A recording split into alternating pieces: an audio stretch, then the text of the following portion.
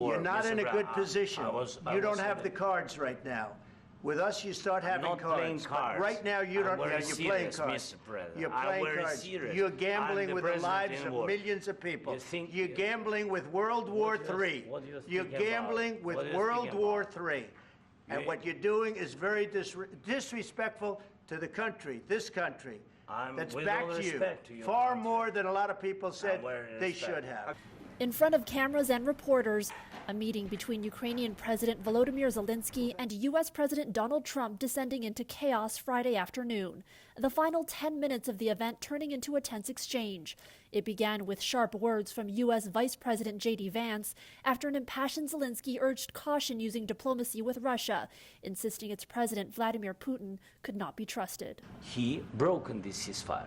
He killed our people, and he didn't exchange prisoners. We signed the exchange of prisoners, but he didn't do it. What kind of diplomacy, J.D., you are speaking about? Mr. President, with respect, I think it's disrespectful for you to come into the Oval Office and try to litigate this in front of the American media. Right now, you guys are going around and forcing conscripts to the front lines because you have manpower problems. You should be thanking the President for trying to bring an end to this conflict. Have you ever been to Ukraine that you say what problems we have?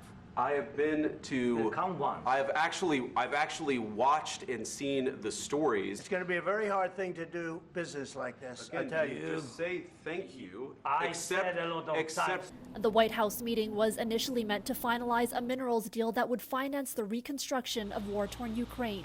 Zelenskyy expected to sign it shortly after the pair had spoken with media.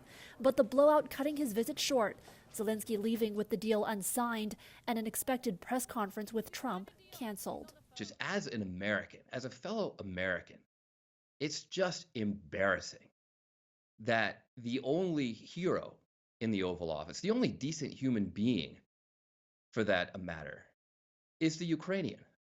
Somebody asked me, am I embarrassed about Trump? I have never been more proud of the president. I was very proud of J.D. Vance, standing up for our country. In a later post to social media, Trump calling the meeting meaningful, writing, quotes, "It's amazing what comes out through emotion, and I have determined that President Zelenskyy is not ready for peace if America is involved, because he feels our involvement gives him a big advantage in negotiations. I don't want advantage, I want peace."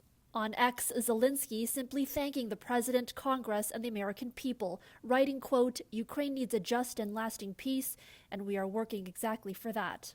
For City News, I'm Erica Natividad.